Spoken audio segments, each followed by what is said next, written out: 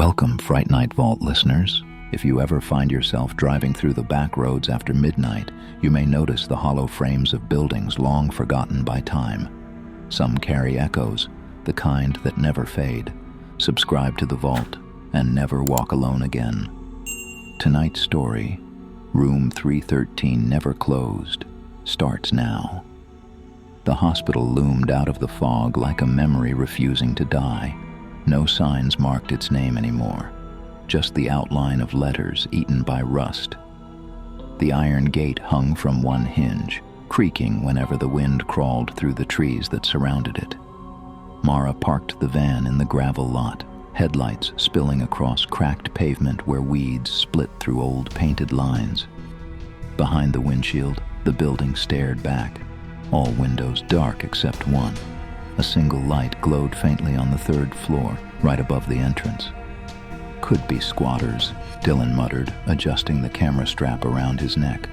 Could be ghosts, Lex replied with a grin that didn't reach his eyes. They were half joking, half hoping, the kind of thrill-seekers who'd rather believe in anything than nothing at all. Inside, the air hit them like a wall, stale, heavy, cold enough to sting their lungs. The main hallway stretched ahead, long and pale, the floor tiles cracked into black seams. Their flashlights swept across old wheelchairs, toppled filing cabinets, a gurney with a torn leather strap still fastened tight. Someone had spray painted across the wall. No one gets discharged. Every step echoed too long. When they stopped walking, another echo followed, just slightly out of sync. "Did you hear that?" Mara whispered. The hospital felt alive in a way no building should. The wind outside should have explained the creaks and moans, but the pattern was too steady, rhythmic, almost breathing. They reached what used to be the nurse's station. A logbook lay open under layers of dust, pages stuck together by time.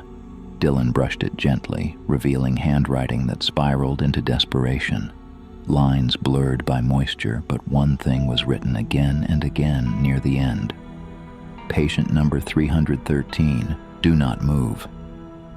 Maybe it was some kind of isolation case, Lex said. Biohazard or something. "Then why the candle?" Mara asked. She pointed to the corner of the counter, a melted pillar of wax fused to the tile, the wick black but recently burned. Their flashlights began to flicker in unison. The hum from the dead fluorescent lights above seemed to pulse for a moment, not turning on, just reacting. In the corridor beyond, a gurney moved half an inch, not rolled, not pushed, shifted. Dylan lifted his camera instinctively. That's not wind. From somewhere down the hall came the faint squeal of rubber on linoleum, a slow, dragging sound.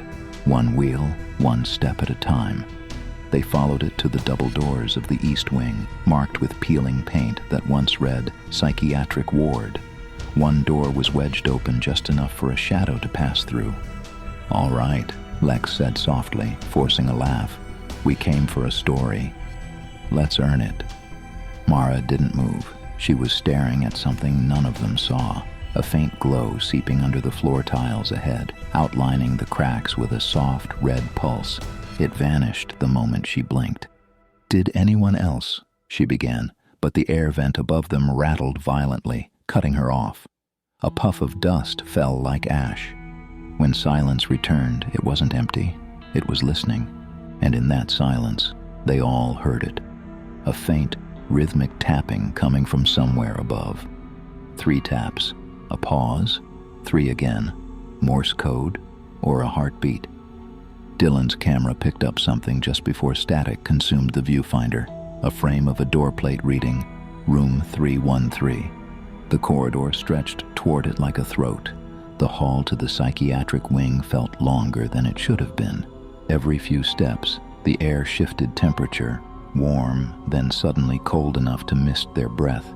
The tiles underfoot grew uneven, warping upward as though the building itself had flinched. Mara led the way now, flashlight trembling across faded room numbers, 307, 309, 311. Each door was sealed shut with rusted hinges, except the last, 313, slightly ajar, just enough to show darkness beyond. "Hold up," Dylan whispered. His camera light flickered, the feed hissing with interference. "It's like the battery's draining." Lex tried to laugh again, but the sound cracked. Old wiring, EMF or whatever. But the flashlight beams dimmed together. "Something's pulling power," Mara said. "Like it's feeding off it." From somewhere deeper in the wing, a metallic clang echoed, a bed frame slamming against a wall, followed by the slow, deliberate scrape of metal on tile. They turned as one. Nothing there. Then a faint voice drifted through the hall, hoarse, broken, like a breath dragged through dry lungs. "Nurse, I'm ready for discharge." Dylan froze. "Did you?" "I heard it," Mara said. "That came from the room." They approached 313. The door bore claw marks, deep gouges through the paint into the wood, as if someone had tried to tear their way out. Inside, their lights caught the remains of a patient room, a rusted bed frame bolted to the floor, a leather strap still fastened to one side, and a toppled four-stand with glass shattered beneath it. But the far wall stopped them cold. It was covered in handprints, hundreds of them, pressed into the peeling paint, all the same size, all from one person. Each print left a faint residue, not dust, not blood, something darker, like ash. On the floor beneath the window sat a chair facing the corner. Something white rested in its seat, a patient gown folded neatly. Lex crouched, shaking his head. "That's new. That's not decades-old dust. Someone's been..." The chair legs screeched across the tile. He stumbled back, light jerking wildly as the chair slowly turned on its own, facing them. No wind, no slope, just motion. The voice came again, closer, louder, rasping through the vents above. "Do not move me." The lights blinked out. Darkness swallowed them whole. Dylan's camera still recorded, its night vision kicking in automatically. Grainy green, shapes flickering. Through the viewfinder, he saw something standing beside the bed, tall, thin, wrapped in gauze that fluttered though there was no wind. The bandages weren't wrapped. They grew from the figure, stitched into flesh, pulsing faintly with light beneath. "Behind the bed," he hissed. Mara turned her flashlight on, but the beam fractured like smoke.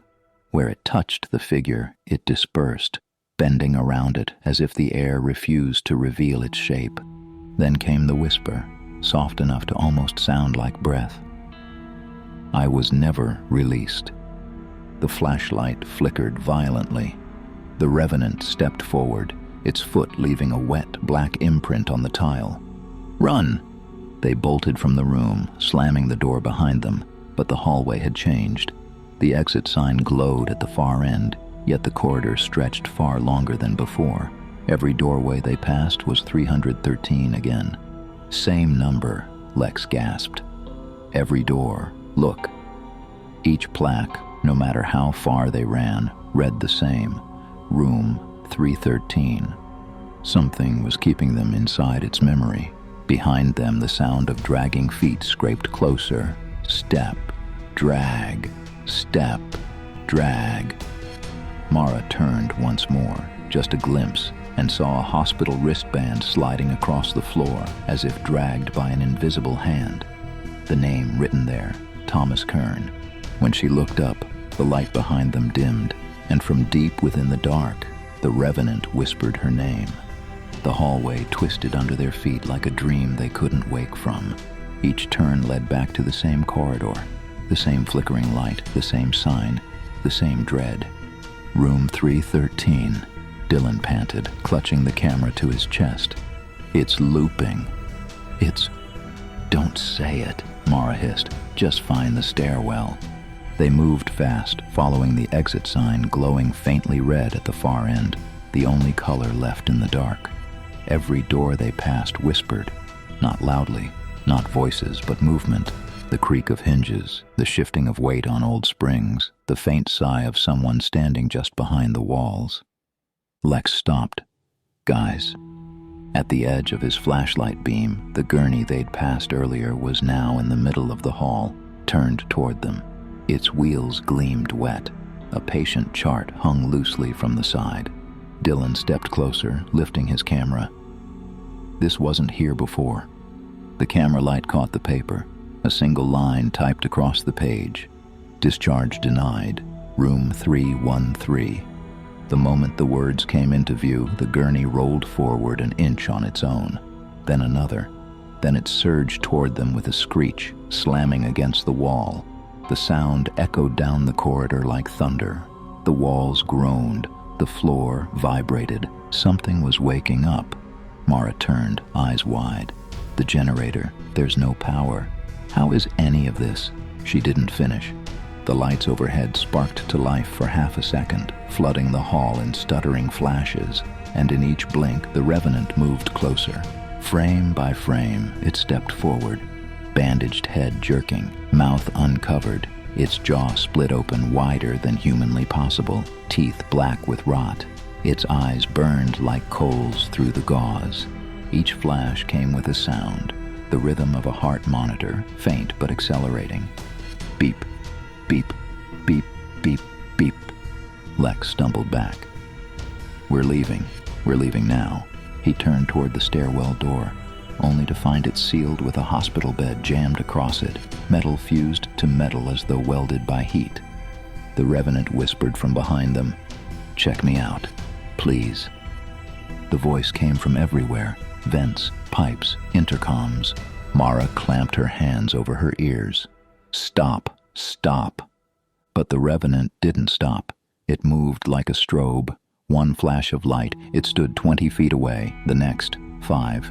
Then it was right behind Dylan. The camera caught it. A blur of movement and the sound of his breath catching, a strangled cry as the Revenant's hands closed around his shoulders. Not solid, more like smoke wrapping itself around flesh, the lens filled with static. When it cleared, Dylan was gone. Only his camera lay spinning on the floor, the screen showing a single, looping phrase burned into the feed. Patient transferred. Mara screamed.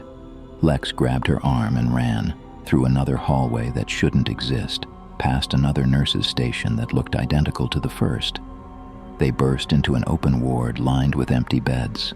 Curtains fluttered through the windows were sealed shut. At the far end of the room, a single light hung from the ceiling, swaying slowly.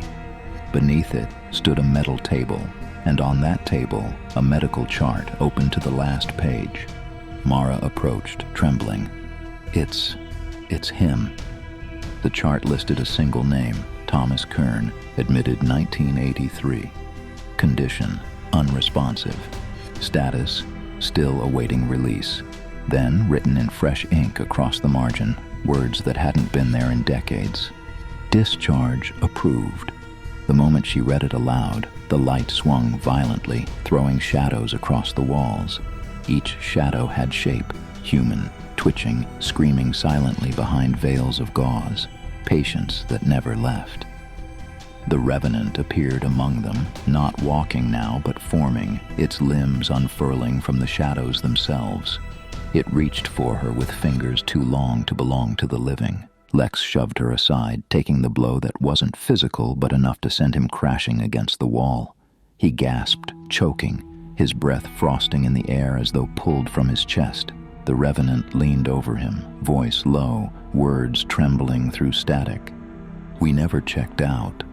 It pressed a hand against his face, and his skin grayed, eyes dulling, frozen mid-breath. Mara backed away, flashlight shaking violently. She pointed it at the Revenant, and for a split second, its bandages peeled open like petals, revealing what was beneath. A face half human, half something else. Mouth sewn with wire, eyes bleeding light. Then it turned its gaze on her. "Leave him," she whispered, tears cutting through the dust on her cheeks. "You got what you wanted." But the Revenant smiled, the wires stretching. "Not yet." The world after the scream was silent. No heartbeat monitors, no breath, only the hum of the building, steady and alive, like a pulse traveling through the walls. Mara crawled backward until her hand brushed the fallen camera. Its screen still flickered, grainy static interlaced with moments of clarity. In one frame, she saw herself, eyes wide, mouth open, frozen mid-terror. In the next, the corridor behind her emptied into nothing. "Lex?" Her whisper died against the cold. He was still sitting against the wall, head tilted, eyes glassy. Frost crept over his lips. His wristband had changed. Where it once read his name, the strip now said, "Patient number 314. Mara staggered to her feet, moving toward the stairwell door again. The bed that had blocked it was gone. In its place, a single wheelchair waited, facing her. A discharge form lay neatly on the seat. Her name was written in precise blue ink. Mara Lane, pending. She pushed past it. The stairwell stank of mildew and something sweet, like burned sugar. Her flashlight beam cut through drifting dust. Steps led downward, but with each flight she descended, the same floor returned, same cracked tiles, same exit sign glowing faintly red. No. She forced herself through again, running until her lungs tore. And then, finally, an open door. She burst through it into night air so cold it burned her throat. Behind her, the hospital loomed black against the horizon. No lights now, no sound. Just the faint sway of a curtain in one shattered window. She didn't stop running until dawn bled across the tree line. Police found her car idling, headlights still on, the passenger doors open. They found no trace of her friends, no camera, no footprints leading back to the entrance, only a patient chart lying in the driver's seat. On it, a single new entry typed neatly beneath the last, "Patient 315, admitted 5:47 a.m. And so ends tonight's visit to the vault. But the lights in room 313 still burn. If you ever pass an old hospital that shouldn't have power, don't look at the top floor window. Someone inside might see you first. Slip on your headphones, turn out the lights, and never answer when the hospital calls your name. Subscribe to the vault and never walk alone again. See you on the next video.